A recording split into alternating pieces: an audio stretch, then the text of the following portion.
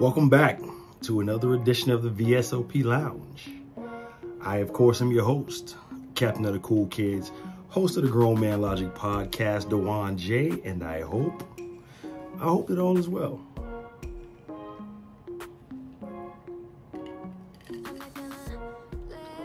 Our drink of the evening. In case you guys didn't catch me on live with Styles and Lyrica, our drink of the evening was a French connection, so I saw no need to switch it up. A French connection is what's going down this evening. So, that being said, have you guys been enjoying this series? Have you guys been enjoying the 10 relationship killers? Tonight we're on chapter 3. We talked about speaking in absolutes. We spoke about being passive aggressive. And tonight is gonna be the shit started. The number 3 thing that people don't realize that they're doing that is killing their relationships. For those of you that are new to the channel, new to the program, new to the podcast, please hit the subscribe button. Give the Grown Man Logic crew your full support. Join the grown-ups. If you're looking for Grown Man Logic merch and things of that nature, it is shopgrownmanlogicpod.com. Shopgrownmanlogicpod.com for all of your Grown Man Logic merchandise needs. Now, these are the major 10 things. We're going to get into it. The major 10 things that people are doing that is killing their relationship that they don't realize is actually happening. And tonight, we have to get into it. It's comparing your current situation to your ex or exes in the past. Now, this is going to be the only trigger warning that you're potentially going to get, because this is going to touch some people, and because these things are things that we do subconsciously. It's things that we do as a result of not being mentally healed. It's a thing that we do as a result of not taking the necessary time to address self or take care of self prior to engaging into a new situation. So we're going to discuss it. We're going to get into it. Comparing your ex situation or your last situation to your current situation and holding that person accountable for mistakes that they perhaps did not make.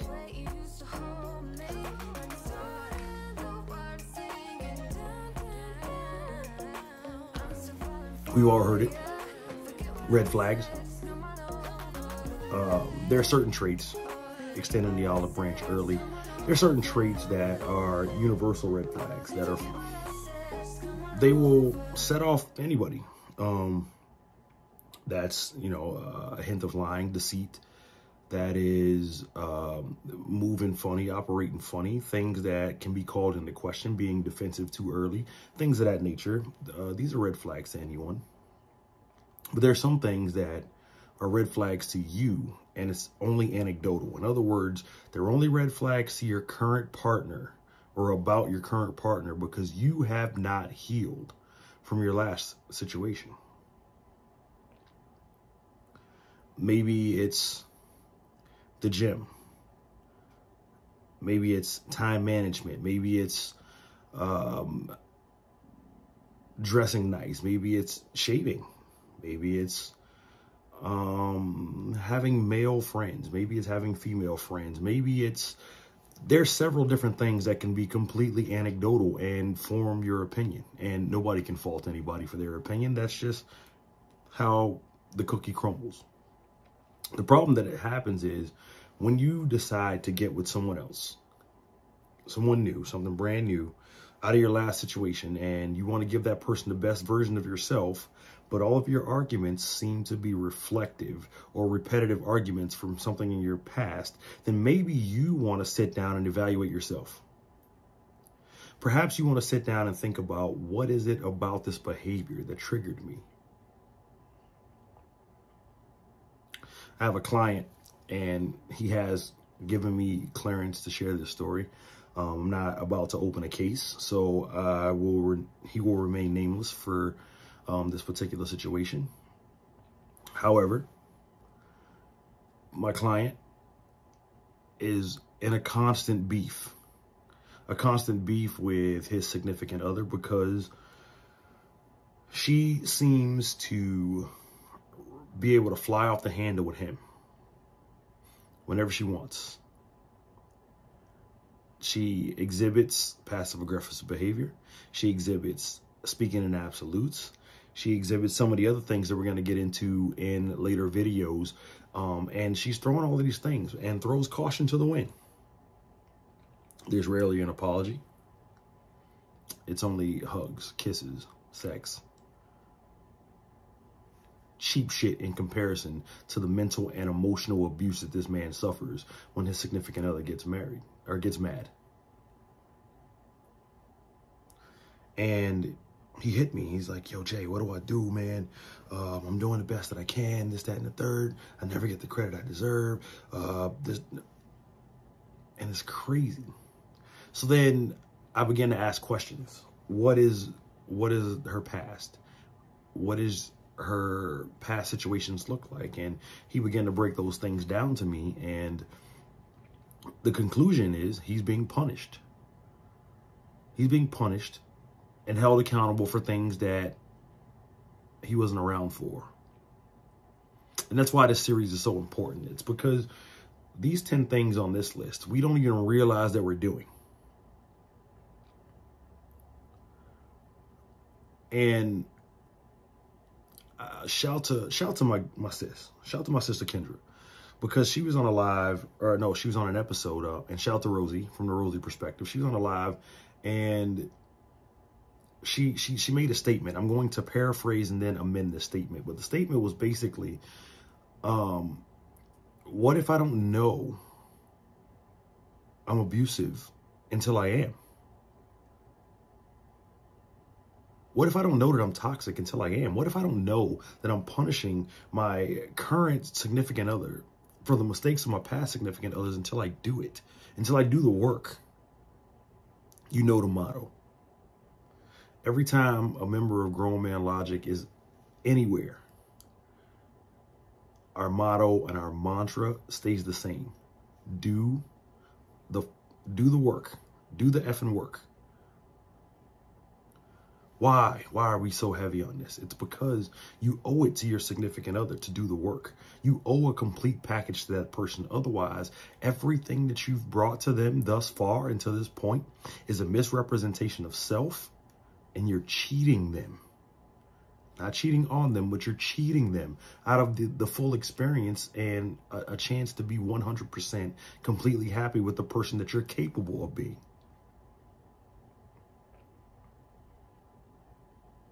You've made them fall in love with potential. You've made them fall in love with the person that you have the potential to be, the propensity, it's potential energy. And love is a kinetic verb. It's a very tangible, active thing. It takes work. And that work isn't just on the relationship, but the more work that you do on yourself, the better you are inside of that dynamic. So when you're not healed, you haven't taken the necessary time, you haven't sought the therapy, you haven't read the books, you haven't done the meditation, burnt the sage, whatever your cleansing choice is, whatever your healing path is, it's not complete. You're injured. And ultimately that makes you unqualified. It makes you unqualified to be back on the dating market, misleading people with your false sense of presentation. Your presentation of self is false. It's cap. Why are we doing this? And the crazy thing is that the more transparent you are about your past, the more transparent you are about your dating history and why relationships didn't work and what led to this and what led to that, the more transparent you are, the more you're telling on yourself when you do these things. It's crazy. Dudes, as a pickup line, say to women, I'm different. I'm not like him. You don't deserve that, queen. Let me fix your crown. Let me heal like some of these past wounds, and then turn around and project. You won't share a bank account because you were burnt. You got cleaned up. You don't trust your significant other on social media because you were burnt. You were cleaned up. You want to know where she's going at all times because you got cleaned up. But this lady didn't even know you then, and you approached her. You're unqualified. You need to have several seats, sir. And on the flip side, women do this exact same thing. They do this exact same thing because, before I get to the because, it's more subtle when women do it.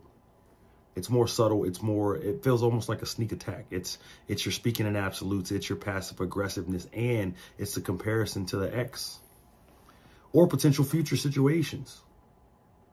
How many times have you heard your friends arguing, or your friend told you about an argument and the statement is made, I don't have to take that from them? How many times have been said directly to you, I don't have to take this from you?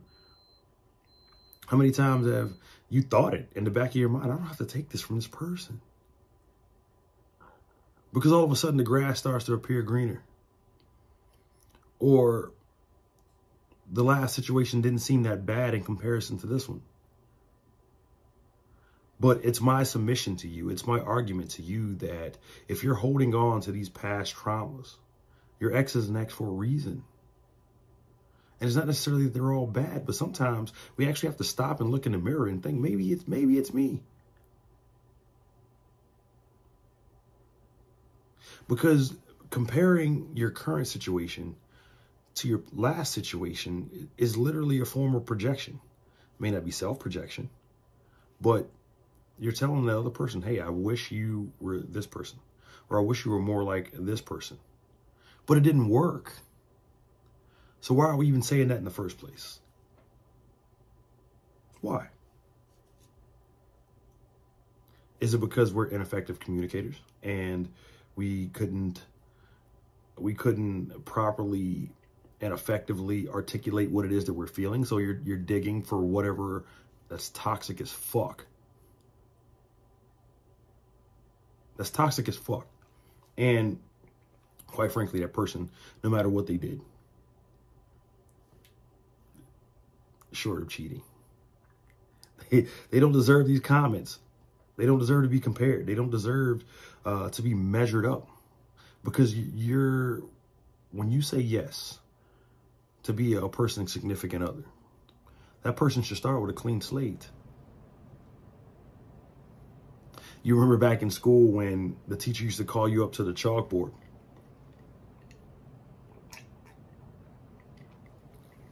The teacher would call you up to the chalkboard, and if you were left-handed, right, you knew that you were going to have to change your shirt, because writing on the chalkboard, you had to lean up against it, and the chalk from all the other students writing got on your shirt. If you were overweight in school and you had to write on the blackboard, the chalk would come off on your stomach. We saw that scene from the lady professor when he was writing this long scientific equation on the board, and as he was writing, it was getting erased because his stomach got in the way and things of that nature. But the point is that nobody else's chalk should stain your clothes. And that's exactly what's happening. You're guarded, you're hurt, check. You're more aware of your surroundings, okay. You're entitled to be that way. You have the right to be that way. We wish you would do better. We wish that you would do the work on yourselves and start to bring yourself out of that slump. But in the event that you don't, and we agree to go down this path with you, okay. This is what we agreed to in the beginning. So we can't complain about it later, really. But you should want to be better for that person. every time you call them up to the blackboard for answers, you should make sure they have a clean board to write on. That way their clothes aren't stained. That's extra laundry. That's extra work. Don't miss the entendre here. That's extra work that needs to be done. But it was preventative. It was preventative. It could have been prevented. And all we had to do was put our big boy, our big girl pants on and deal with the shit ourselves. It's quick to be like, yo, I mean, it's one of the major questions. We've all asked the question, what happened with your last situation?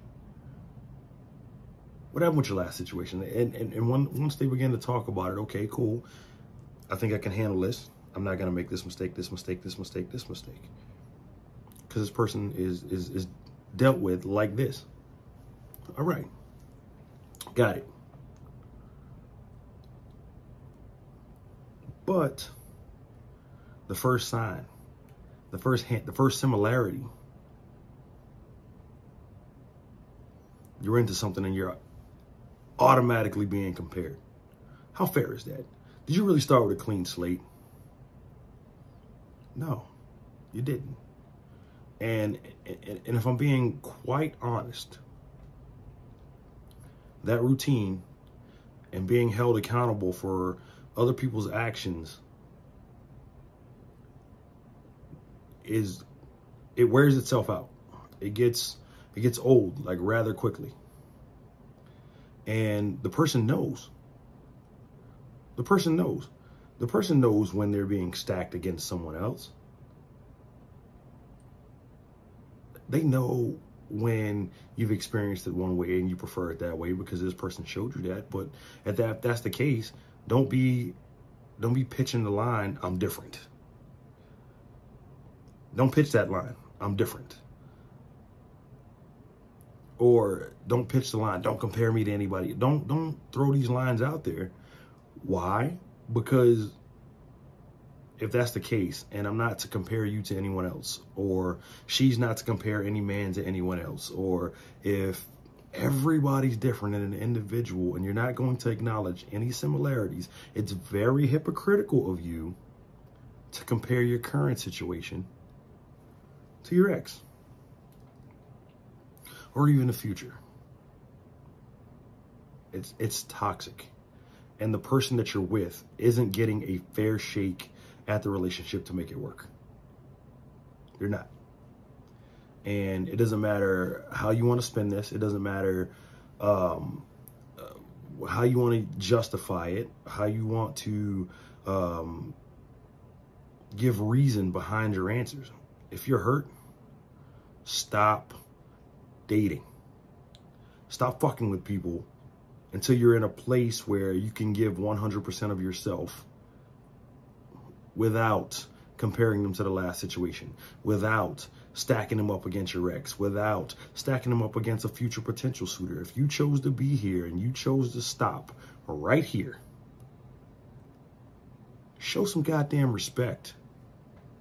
Show some goddamn respect. You owe it to that person, male and female.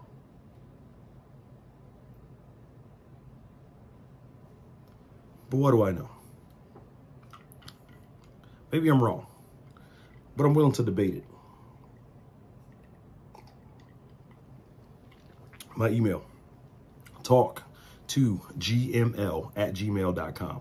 talktogml@gmail.com. Let's talk about it. Text us in the community, 617-752-8150, 617-752-8150. Text us in the community. Email us, comment below. But if you're going to comment, please hit the subscribe button, hit the bell. Let's discuss.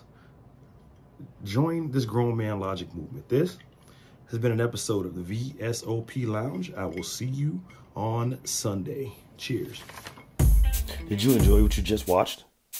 Be sure to give Grown Man Logic a listen on all streaming services and follow us on all forms of social media. We'll see you next time.